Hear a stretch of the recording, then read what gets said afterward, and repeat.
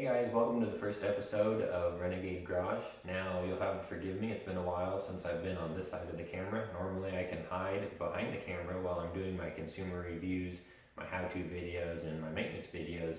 A lot of them have been done on this Integra that you see sitting here behind me. But I thought it would be a good time for a change and maybe to be on this side of the camera and kind of show you guys my life as it pertains to cars. And I hope you find it interesting. I hope to become a little bit more interesting as well. Recently I became co-owner of MTM Autoworks and have access to hundreds of brands.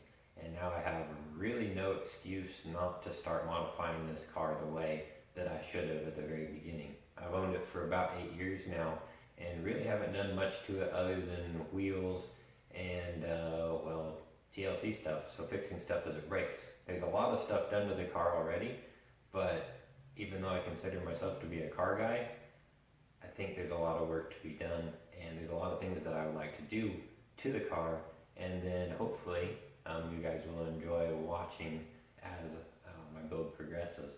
So right off the bat, I know my first few episodes will be showing you guys my Morimoto HID kit that I got recently, and then something that came in today and that I'll show off at the end of this video is my K-Tune shifter, and I'm pretty excited about. I am B series still, but I did manage to find at least a K-Tune part that will fit on my car so that I can show off that brand. Now MTM Autoworks is a pretty new company, but we carry over 750 brands and we're always adding new ones. Actually, yesterday we just added all the brands that you see on JHP USA. Recently added SP Performance, and we work really closely with a lot of suspension companies like Stance and Feel.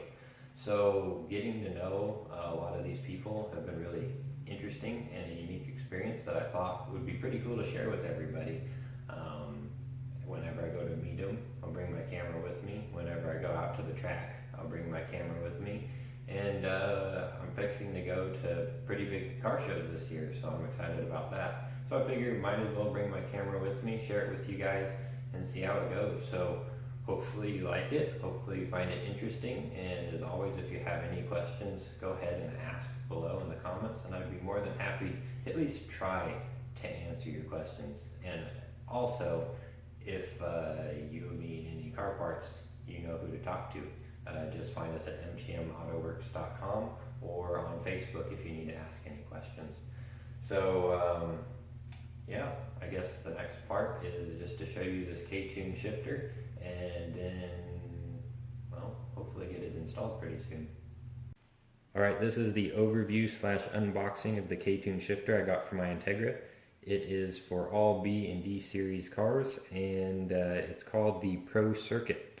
Now, there is actually a Pro Circuit version 2, also known as the lean back version, which this elbow actually on the lean back version extends further backwards, a little bit more material here, and the shift knob ends up a little bit closer to the driver. So this one is Pro Circuit 2, lean back is also an option, and then also the original version, or the what they call the V2 now, I think it's in its second generation, is actually the black one, which is a lot shorter, and it allows you to pivot the whole assembly towards the driver, so your shift knob ends up a little bit closer to you. Now if you want that option, you'll have to go with the V2, because this one here only allows you to install it in line with the car, but I think that'll be fine. If you take a look at this, it's a very nice billet aluminum. The machining work is very, very well done. All of the features are cut nicely, no burrs, and left in its raw state. I think it looks pretty cool. I thought they might anodize it, but now that I'm looking at it in person, it looks better than anything that I saw in any of the videos or in the pictures, so I'm actually quite happy with that in its raw state. Now this is stainless steel. It is the part that connects to your shift knob, and then you can see all these dimples here are different height adjustments. And actually, let me go back to the elbow here. You can see 3 really big screws that should tighten down very nicely onto the part that goes down to the shift linkage, and then you have these 2 screws up here that will connect and fit into those dimples that I just showed you on this top shaft here. So I think once you tighten those down, they shouldn't go anywhere, which is great, because I think they used to have problems on the older versions. Now this actually gives you 5 inches of extension above where your stock shifter used to be, so you can actually shift shift your shifter, the height of your shifter, anywhere in between there, and that's actually quite a lot of flexibility. Got some hardware and both of the hex keys that you need to do all the adjustments, and then here we are. This is actually pretty hefty, a lot heavier than I expected, but that's good. It's stainless as well, like the top piece. It's got a brass ball here that's adjustable, so you can change the throw on your shifter. And down here, it's actually got a bearing instead of a bushing, so that's pretty cool. Lots of weight down at the bottom, but you'll have plenty of leverage on top to make those gear changes. So this is actually really well done. I don't know, I'm pretty pleased with what I paid for it, and I can't wait to put it on or install it in the car. What I will do for you guys in this video is put it together real quick so you can see what it looks like before it gets into the car. Alright, there you go. It's nearly fully assembled, at least what components that I have in the box here. You can see it's actually really long. It is fully extended here. The stock piece out to the end is just under 6 inches.